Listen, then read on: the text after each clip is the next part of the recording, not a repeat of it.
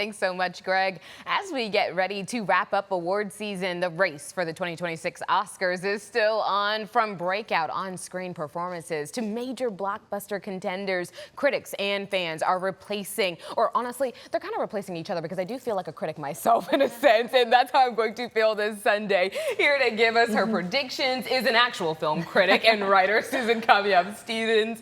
Welcome back, my girl. Thank you. So glad to have you. Let's jump right in and get going. Who are we predicting to win Best Actor in a Leading Role? Gosh, I know I told you right before. You guys started me out with like the biggest, hottest topic right now, which is because Timothée Chalamet has been sweeping award season. This was his award to lose. However, when Michael B. Jordan won that actor award, it changed everything. And then, not to mention some controversial comments that Timothée Chalamet made.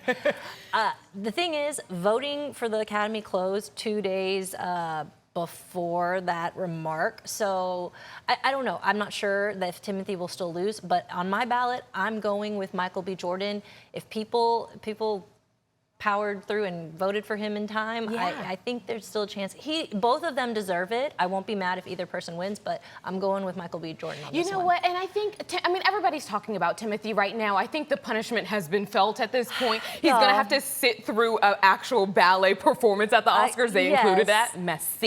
Yes. So hopefully, whoever. They're both wonderful. They're both wonderful. Let's show love to both of them. Yes, indeed. All right, let's move on. Best Actress in a Leading Role. I think this one's a lock.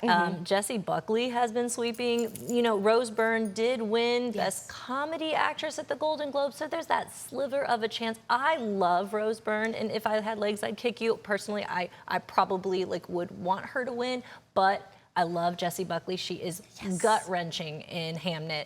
And I think this is hers. She's a stellar actress. Amazing. Seriously, I just saw her in The Bride, and she just takes it to another level in the method acting. Like, she's just good. Yeah. So, hoping she takes it as well. I'm on the same wavelength as you there. Now, what about Best Actor in a Supporting Role?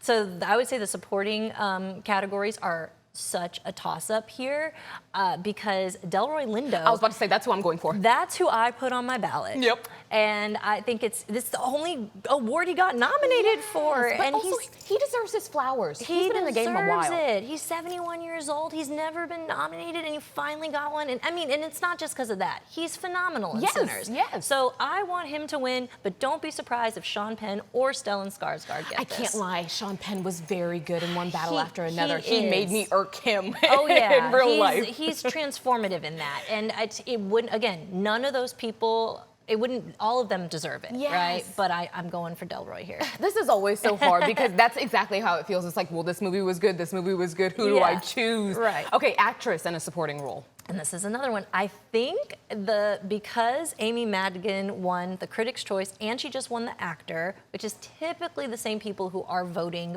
for the Best Acting awards in the Oscars. Yeah. I'm gonna go with Amy. However, do not be surprised if Teyana Taylor takes it. Because she's been doing very good. Do you know who I want, though? Woomy? Woomy. Woomy could win. I want Woomy. She could. She won the BAFTA. She's just so stellar right now, and then she's doing everything. The women are so wonderful. Yes. Like, she's doing all of this press, and she's fully pregnant. Like, it's a whole thing. So I'm going for her. All right. Let's get to Best Director. All right. I think the toss-up here is Paul Thomas Anderson or Ryan Coogler. Personally, I would love to see Ryan Coogler win. However, I think it's going to be Paul Thomas Anderson. Yeah. He's never won an Oscar before either. And Ryan Coogler's doing well right now. We can share. Yeah, we can share. And they both are deserving. I think this is going to be Paul Thomas Anderson's time. Ooh, okay, you guys, hopefully you wrote down our predictions. Maybe you can test us and see if we did well. Yeah. Susan usually does pretty good. She's usually pretty accurate, so we'll see. But you're actually going to be sticking around with us because we didn't get to talk about Best Picture. Of course, we're saving that for the end of the show because it's the biggest category. So if you want to learn more from Susan, you can find her at This Chix Flix, or you can go to thischicksflix.com. But we'll see her in just a second.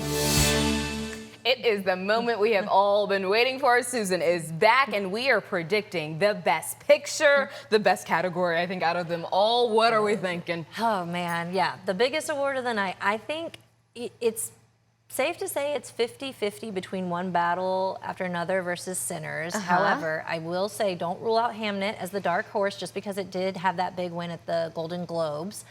It was looking like one battle after another was going to sweep here at award season. They've won most of all the big award shows. Yeah. However, after the actors win that Sinners got, they got the big best casting.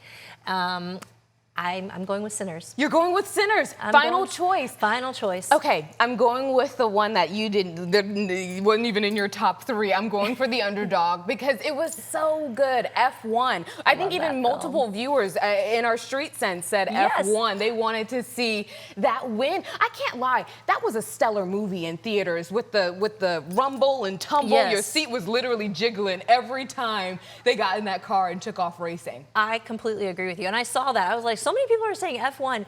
That would be what they call an upset if it wins, just because it would just be a shocker. Yeah. But it was in my top 10. I love that film. The plot is so good. So good.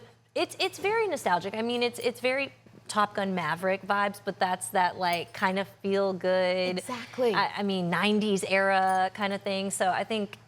I don't see it happening, but if it won, I wouldn't be mad at it. We can all wish. Okay, but I didn't hear you say Marty Supreme in that top 3 either. No, that's not winning. Okay, you know what? Susan said.